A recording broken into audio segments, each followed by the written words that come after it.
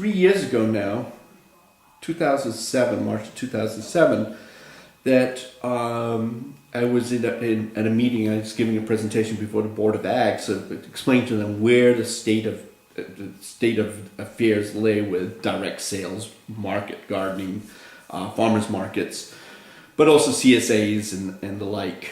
And it's interesting. I was expressing my concerns about the need to expand value added, expand what farmers are doing with their own products, so we can add value and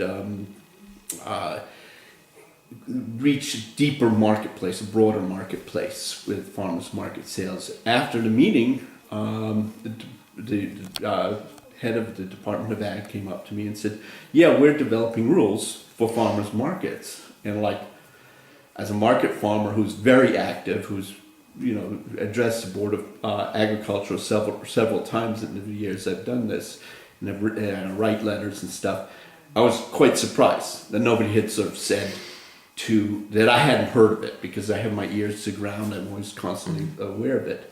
And these are just going to evolve behind the scenes with perhaps one or two of the bigger markets in the state guiding it.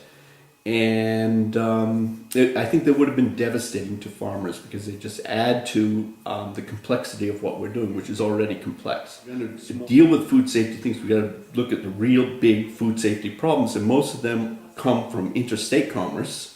So the issue with the peanuts coming in from Georgia, or the spinach coming in from California, we're talking about long chains of custody, and some of the more scary ones are, ginger from China, where who knows what it's grown with or what it's treated with.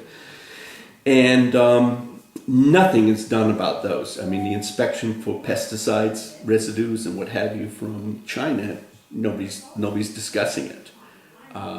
And yet we get all hysterical about a farmer's market where where it was grown. I can tell you, each one of our flats is signed by our workers, because they don't want to get blamed for something else somebody else is doing. So I can tell you where it was picked, what row. They would probably know almost what plant. And certainly for other things like greens, we know exactly where they were picked.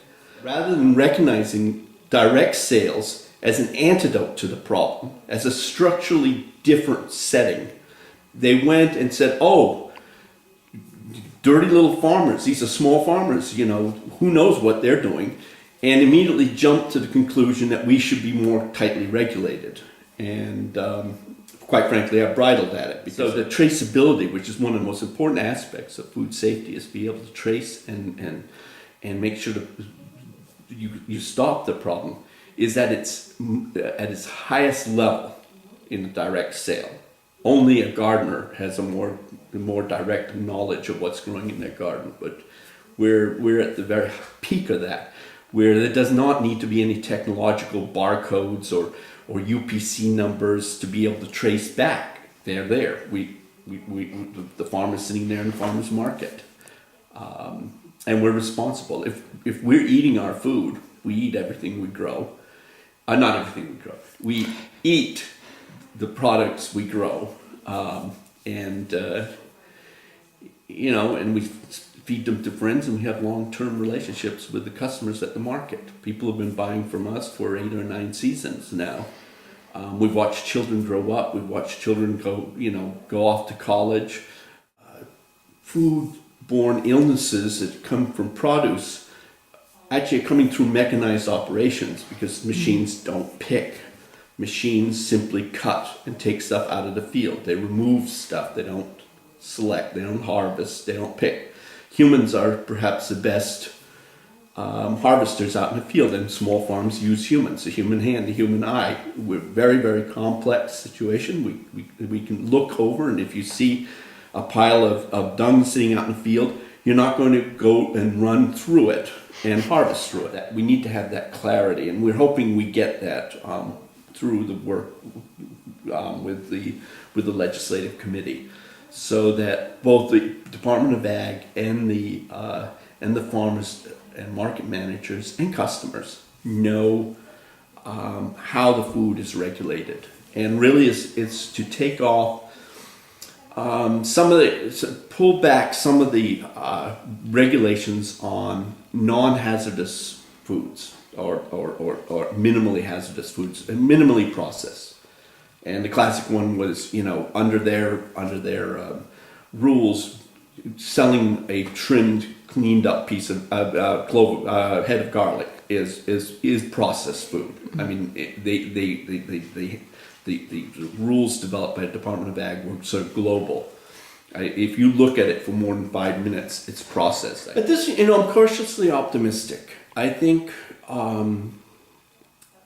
there's some.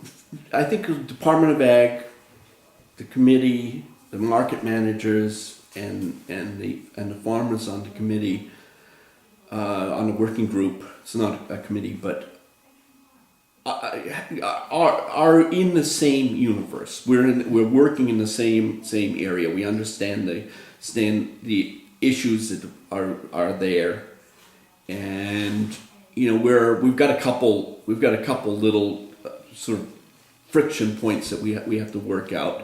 Minnesota had the pickle bill.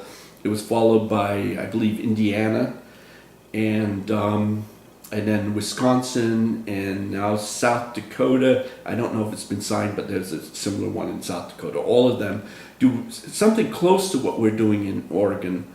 But Oregon, we have focused on the farmers themselves, because personally, other people can come in and argue for different regulations, but I want to see the farmers who grow the produce being encouraged to add the value and invest in shifting over to direct sales, because that's how I see a good chunk of the future of food in this country.